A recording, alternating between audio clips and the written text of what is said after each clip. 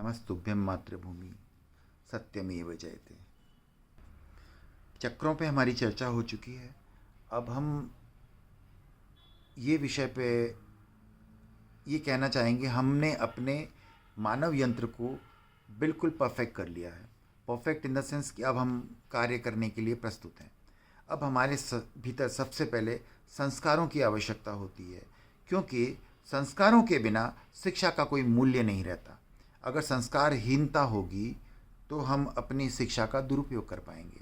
और इसीलिए जिसकी बुद्धि में विध्वंसकारी मानसिकता होती है उसे ज्ञान नहीं देना चाहिए। ज्ञान देने से पहले उन्हें संस्कार देना अति आवश्यक है। यही कारण है कि द्रोणाचार्य ने एकलव्य को ज्ञान देने में मना किया था। और जब उन्होंने चोरी चोरी जब ज्ञान ले लिया था तो उसका अंगूठा लिया था। अंगूठे का मतलब एक अंगूठा काटा नहीं था।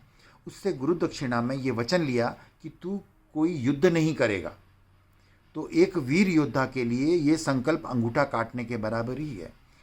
कहते हैं ना, आपने तो मेरा अंगूठा ही काट लिया। मतलब जब युद्ध का घटना आएगी महाभारत के वक्त में, उस वक्त में मेरे जैसा धुरंधर अगर घर पे बैठा रहा तो क्या मतलब निकला। उस युद्ध में भाग न लेने का प्रण ही अंगूठा काटना था। तो यहाँ पे लोगों ने बड़ी बड़ी भ्रांतियाँ की है। ये हमारे शास्त्र हमें ज्ञान देने के लिए हैं, झगड़ा कराने के लिए नहीं है। इसे विश्लेषित भी करना होता है।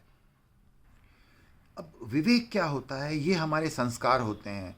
संस्कार का अर्थ होता है कि हमारे अंदर सद्भावना, हम मनुष्य को आगे बढ़ाने के लिए मानवता के लक्षण होने बहुत ज़रूरी है।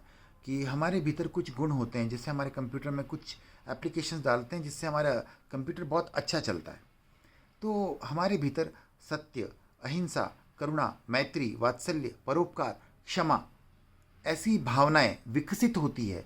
तो ये भावनाएं हमारे भीतर हमारे हार्मोनल फ्लोज को आगे बढ़ाती है। अब जैसे देखते हैं हम, किसी के अगर बच्चा होने वाला होता है, गर्भवती स्त्री, पुरुष, पशु, कोई भी हो, उनकी पूरी जीवनी बदल जाती है। उनकी सोच विचार, उनके अंदर साक्षात कहते हैं ना मातृत्व आ जाता है। तो ये हार्मोन्स हैं। उसी तरह से अगर हम आपको कोई बात कहें तो क्रोध दिलाते हैं तो आपके हार्मोन्स तुरंत प्रभावित होते हैं। इसलिए ये नकारात्मक हार्मोन्स जो होते हैं उनसे बचना होता है। ये सकारात्मक हार्मोन हमारे भीतर 24 घंटे प्रवाहित होने चाहिए, ताकि हम प्रत्येक कार्य में सफलतापूर्वक द्रुत गति से आगे बढ़ें। और हमें रोकने वाले वायरस क्या होते हैं? क्रोध है, अभिमान है, मोह माया है, लोभ लालच है, आसक्ति है। ये जो घटिया विचार है, ये हमारे वायरसेस हैं। ये हमारी प्रगति और विकास में बहुत बड़ा बाधक है। व्यक्ति हिंसा करके, लूटपाट करके ले लेगा, लेकिन अपनी योग्यता के आधार पर कुछ भी हासिल नहीं कर पाएगा। इन सभी संस्कार और सभी बौद्धिक विकसित मानसिकता के साथ हम विकास करते हैं तो कोई भी बालक अपने योग्यता के आधार पर 8 साल से लेकर 12 साल तक सभी ज्ञान को प्राप्त कर लेता है। जिसे हम आज ग्रेजुएट कहते हैं, जिसे हम 30 35 साल में प्राप्त नहीं कर सकते, वे इस योग्यता के आधार पर प्राप्त कर सकता है। इसका प्रमाण मैं आपको समझाता हूँ। अगर आपके पास में कोई घटिया सा मामूली सा लैपटॉप है तो उस पर आपके काम करने की क्षमता बड़ी धीमे हो जाएगी। और अगर आपके पास में श्रेष्ठ लैपटॉप है, iMac या जो भी वटेवर आपको जो उचित लगे, उस पर आप काम मिनटों में कर लेते हैं। तो यही चीज़ है, हम अपने आप को सर्वश्रेष्ठ यंत्र बनाना चाहते हैं और सारी उपलब्धियां हमारे भीतर से ही प्राप्त करनी है। और हमें अपने भीतर, और बड़ी आसान तरीका है, बुद्धि को खराब नहीं करना है, पागल नहीं बनना है, बेवकूफ़ नहीं बनना है। बस हमें अपनी आत्मा को कहीं नकारात्मक साइड में लेके नहीं जाना है, ताकि वो उस तरह के हार्मोन्स प्रवाहित करे। हार्मोन्स प्रवाहित करने से हमारी आत्मा का उपयोग नकारात्मक चला गया, तो हमने अपनी आत्मा का दुरुपयोग कर दिया।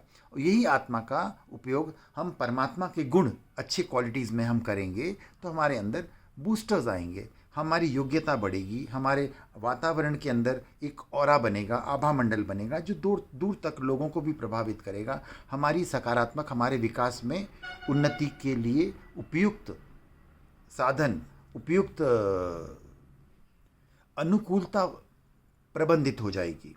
ये एक व्यक्ति को व्यक्तित्व में परिवर्तित कर देता है। हम देखते हैं मनुष्य सभी एक जैसे होते हैं, परंतु एक व्यक्ति में भयंकर तेजस्विता होते ही वो अपने सारे काम कर लेता है और एक व्यक्ति कुछ भी नहीं कर पाता। हम घर पे भी कहते हैं ना बच्चे को, यार बच्चा बड़ा बदमाश हो गया, आप समझाओ तो मान जाएगा।